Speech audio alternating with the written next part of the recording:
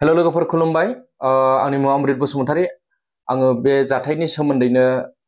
बे भिडिअखौ लाबोदों सानथामनि गेजेराव साथाम बर' लाइमोनफोर रुंसारि जालांनायनि सायावनो दा सिगांथ' आं मोनसे आपल'ड खालामबाय नङा होमबा दा आङो मोनफा मोनफा गासैनिबो भिडिअ लाबोनो होननानै बुंदों दा आङो नैथियाव लाबोदों नोंथांमोन भिडिअखौ अनसाय ब्रह्मनि सोमोन्दै बेबो 14 थारिखआवनो जादों नैबे प्रफुल्ल सरगयारिया 14 थारिखआवनो जादों नाथाय बे फुङाव नैबे बेलासियावहाय दा नैबे 14 थारिखनि बेलाराम समाव जानाय जाथाय बे नोंथांमोन सिकागुबि एरियानिफ्राय आंनिसिम कल फैदोंमोन जोंनि मेम्बार टीम लिडारफोरनिफ्राय माने ओरैबायदि जाथाय जाबाय होननानै दा बे जाथाया बबेहाय जादों आं बेखौ खोन्थानि एरियाखौ आबाहाली पुलिस स्टेशन बेंगलर कर्नाटका 560049 बे पुलिस स्टेशननि आन्डाराव बे पुलिस स्टेशननि गेजेराव बे जाथाया जादोंमोन नोंथांमोन 14 नभेम्बर खालि दा बे जाथाया माब्रै जादों होननानै बुङोब्ला नोंथांमोन सासे लाइमोना सासे जोंनिनो बर' लाइमोना माने गावनिनो गाव जिउखौ गावनो फोजोबनानै लानाय जादों जेरावहाय फट' फुटेज आरो पुलिस रिपर्टआव बेखौनो मोननाय जादों रायजोफोर बेनि जाहोनाव दा जोङो बेखौनो फोरमायनांगोन नङा होमबा गावनि जिउखौ गावनो दुरुं लागायनानै फोजोबनाय दा जोबोद दुखुनांथाव जोंनि लाइमोनफोरा मानो बेफोरबायदिसिम सिन्था खालामो बुजिनो मोना नाथाय जानो गोनांखौ रावबो हमथानो हाया नङा होमबा रायजोफोर बे माखासे भाग्यनि सायाव थायो नङा होमबा दा आङो बिनि एड्रेसखौबो खोन्थानो सानदों बिनि मुं आरो एड्रेसखौ बिनि मुङानो जाहैबाय रुंसारि अनसाय ब्रह्म 19 बोसोर बैसोनि 19 बोसोर बैसोनि हो नोंथांमोन सन अफ बिदिन्था ब्रह्म भिलेज दाहालपारा पिअ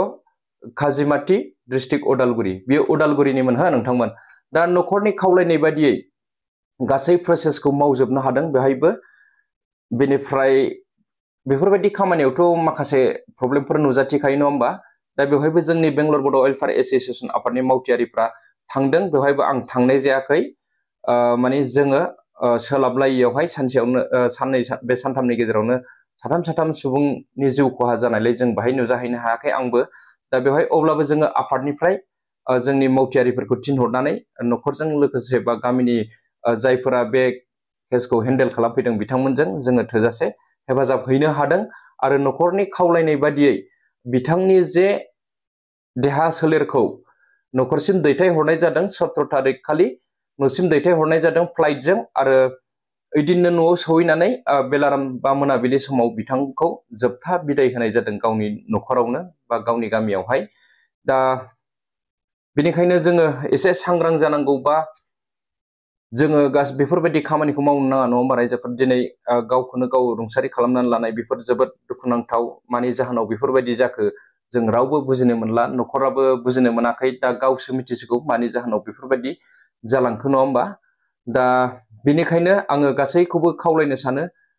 माने बेंगलर बड' वेलफेयार एस'सिएशन आफादजों बयबो कर्नाटका रायजोआव थाग्रा बर' सुबुंफोरा नांथाबनानै था बा कन्टेक्ट नाम्बारफोर लानानै था कन्टेक्टआव था आरोखि दा माने गोबां जाथाय जायोब्लासो जोंनि कन्टेक्ट नाम्बारखौ नागिरबायो खुरखाव खुरसि नङा होमबा नाथाय सिगाङावनो जोङो थासाव थाखालायोबा जों खौसेथि थाखालायोबा जोङो गासैबो खामानिखौ इजिलि मावफुंनो हायो नङा होमबा दा बेफोरबायदिनो जालांदों बे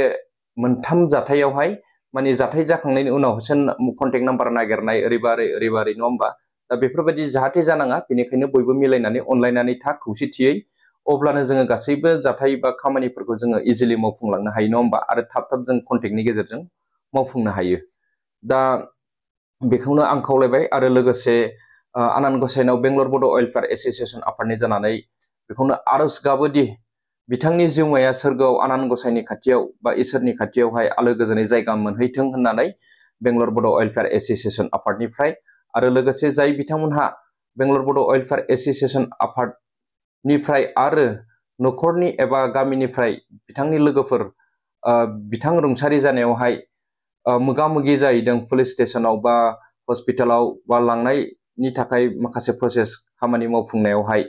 दा जाय बिथांमोनहा मदद खालामहैदों नोंथांमोननिसिमबो बेंगलर बड' वेलफेयार एस'सिएशन आफादनिफ्राय नोंथांमोननिसिम साबायखर बावनाय थाबाय नोंथांमोनहा गावनि बेसेन गोसा समखौ खहा खालामनानै बे हाबाफारिखौ मावफुंनायनि थाखाय आरो लोगोसे दिनैनि बे भिडिअखौ एसेयावनो दोनथ'नाय जाबाय रायजोफोर गोजोन्थों थेंक इउ